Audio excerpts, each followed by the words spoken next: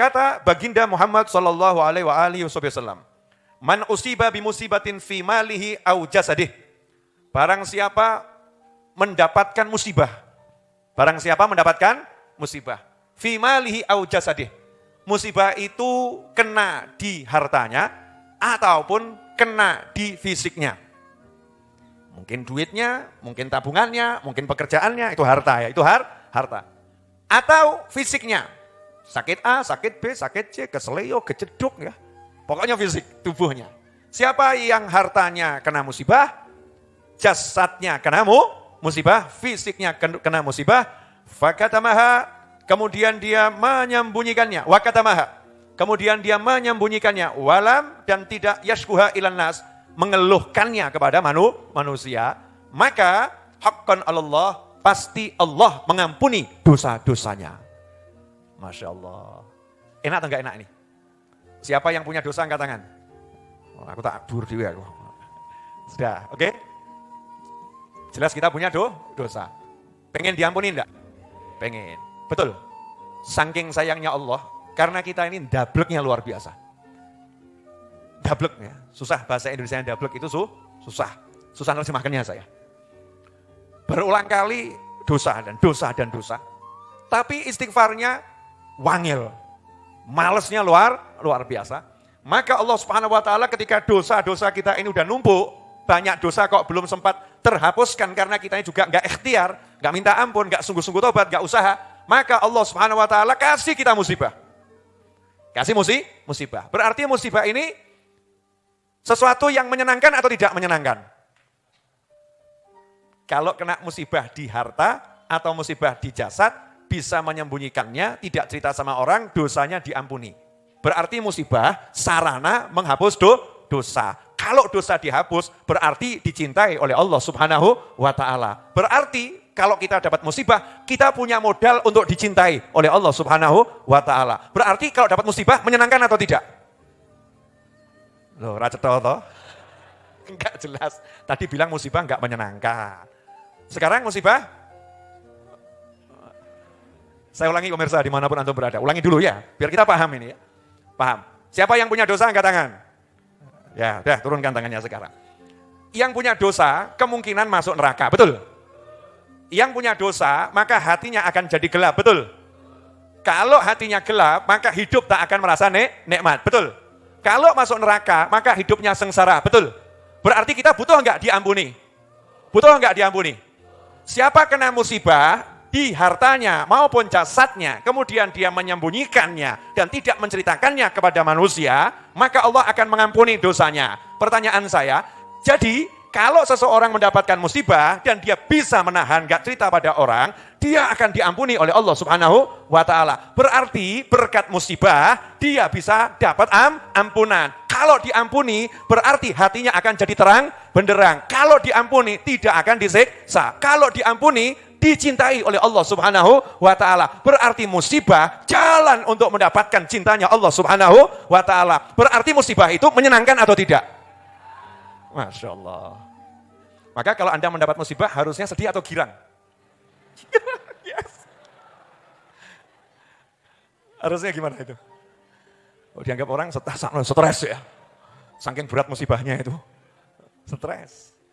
Nah kalau paham itu maka nanti musibah jadi ringan gitu loh ya. Enggak cari musibah, enggak minta musibah, enggak pengen dapat musibah. Tapi kalau dapat paham, Allah lagi memberi saya jalan untuk mendapatkan ampunan. Caranya bagaimana? Tutup mulut. Tutup mulut itu sama banyak orang. Contoh, bojo. Istri, bojo yang paling dekat dulu. Jangan kamu pulang kantor langsung curhat sama istri. Dek, gajinya ra metu. Dek, gaji enggak turun. Musibah enggak atau bukan musibah nih? Musibah, gaji tidak turun padahal sudah tanggalnya. Musibah atau enggak musibah? Musibah di hartanya. Hartanya kena musibah, gaji tidak turun. Musibah, perintahnya Nabi bagaimana SAW? Menengok. Gak usah cerita-cerita, ojo curhat. Dek. Musibah kedua datang. Begitu curhat sama istrinya, melanggar aturan Allah Subhanahu wa ta'ala. Istrinya pun komentar. Makanya kapan metu? Setelah itu komentar yang lain. Bleng, bleng, bleng, bleng. Musibah berikutnya. Musibah berikutnya. Tapi kalau sanggup diam, walaupun gak enak ini, pulang ke rumah, hatinya gak enak, istrinya nanya, Mas, wajahmu kok agak berut, kenapa? Oh, istrinya sayang. Ingat hadis ini, kalau disembunyikan, gak dikeluhkan kepada manusia, diampuni Allah Ta'ala. Mesem. Wajahku berut karena tak tahan memendam rindu padamu. Masya Allah. Wes iki lanang tenan iki. Gentleman ini, pria ini. Hadir orangnya. Ngaku-ngaku kamu. Ini gentleman, nahan gitu ya, istrinya nggak dikasih tahu. Dan itu dipraktekkan oleh sahabiah. Sahabatnya Nabi Muhammad SAW, seorang wanita yang solihah. Ketika suaminya berangkat bekerja, anaknya lagi sakit. Suaminya berangkat bekerja dalam keadaan berpuasa sunnah.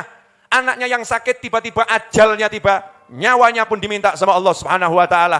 Sang istri alias ibu anak tersebut, ketika suaminya pulang, paham suaminya belum berbuka, suaminya lelah bekerja. Yang dilakukan oleh sang istri adalah jenazah anaknya diselimuti sampai kepala dan tidak diceritakan pada suaminya kalau anaknya sudah meninggal.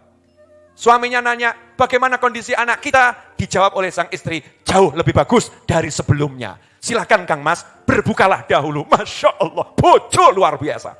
Hadir orangnya? Enggak, sudah ada di dalam barzah. Sahabiahnya. Sampai akhirnya dia itu dandan nyambut suaminya. Dandan, berdandan, anaknya meninggal.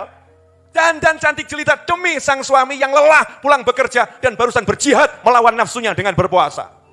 Disuguhi pujinya, disenangkan, akhirnya terjadilah yang terjadi malam hari itu. Tengah malam menjelang subuh waktu sahur, istrinya baru ngomong kepada sang suami. Masya Allah, tidak menceritakan keluh kesah A sampai Z. Mas, ya boleh nanya enggak? Boleh. Kalau ada tetangga kita pinjamin barang.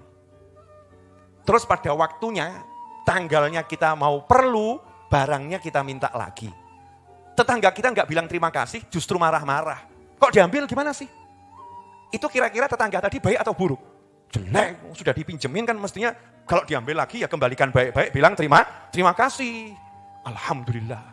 Ada apa? Anak kita adalah pinjaman dari Allah Ta'ala. Dan kemarin siang udah diminta lagi sama Allah Ta'ala. Masya Allah, bojone langsung dung piye ki Allah. Iki solihah pol, tapi bener enggak nih sikap seperti ini? Enggak ngurus anaknya dulu, yang diurus sikap istrinya bener enggak ini? Sholat subuh langsung menghadap Nabi Muhammad SAW. Ya Rasulullah, istri saya begini. Rasul mengatakan, tadi malam kamu berhubungan dengan istrimu? Iya.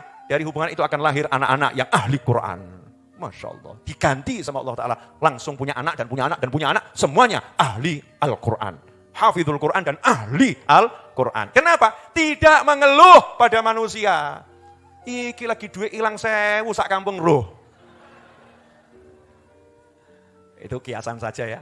Uang enggak seberapa hilang saja sudah satu kampung tahu. Sedikit musibah udah di-share kemana-mana. Diumumkan bahkan diviralkan.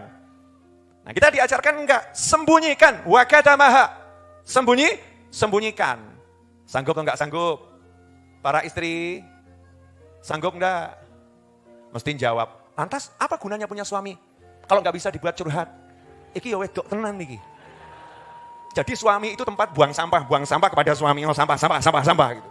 Yang suami juga jawab, lantas apa gunanya punya pasangan kalau nggak bisa curhat, podo wae. Lah ini produk-produk belajar nggak sama Allah dan Nabi Muhammad SAW, nggak belajar kepada Rasulullah Sallallahu Alaihi Wasallam. Kalau belajarnya pada Nabi Muhammad SAW, istri bukan tempat curhat, suami bukan tempat curhat. Curhat itu al-mustaka ilallah, curhat itu pada Allah Subhanahu wa Ta'ala. Istri, suami tempat apa? Sakinah, mawaddah, warahmah, dulang-dulangan, pijet-pijetan, wilo bojo. Masya Allah, langsung semangat pengen rapi itu. Indah. Jadi pulang tuh ketemu gak diskusi masalah. Gak diskusi masalah. Gimana mas? Ada masalah? Masalah sirna saat ku tatap parasmu yang jelita. Masya Allah. Ya gitu loh hidup itu ya. Gak usah dibuat angel. Nah, berarti selama ini banyak kesempatan kita ini diampuni. Gak kita ambil. Justru kita sia-siakan. Yang lebih parah naik pangkatnya. Apa itu? Buat dosa yang lebih besar. Tambah. Nyalakan Allah. Ya Allah. Gimana sih ya Allah? Kurang apa saya? Kurang ajar ini manusia. Saya ini kurang apa ya Allah? Sudah saya jalankan semua. Sampai kapan saya mau dibeginikan loh? Ini kan kurang ajarnya luar biasa. Na'udzubillah min dzalik. Jelas semuanya? Jadi kalau ada yang nggak enak, di-share atau disimpan? Di-share atau disimpan? Ya, contohnya Nabi Ismail alaihissalam. Ketika perintah kepada Nabi Ibrahim untuk nyembelih Nabi Ismail alaihissalam, Nabi Ismail itu pesan ke ayahnya bagaimana? Jangan sampai ibu tak tahu. Jangan sampai ibu tahu. Jangan sampai nanti engkau pulang badanmu ayah ada bercak darah di pakaian. Tolong pakaianmu engkau lepas. Jangan sampai ibu tahu. Masya Allah. Ibunya sendiri jangan sampai tahu. Anaknya seperti itu. Lah sekarang banyak anak buat pusing orang tuanya. Kenapa nak? Pecat bu. Dipecat. Mumet ke anakmu. Sejon jaluk duit. Mumet. Masya Allah. Na'udzubillah min dzalik. Nah ini satu hadis ini mudah-mudahan bisa kita amalkan dalam kehidupan sehari-hari. Amin Allahumma amin.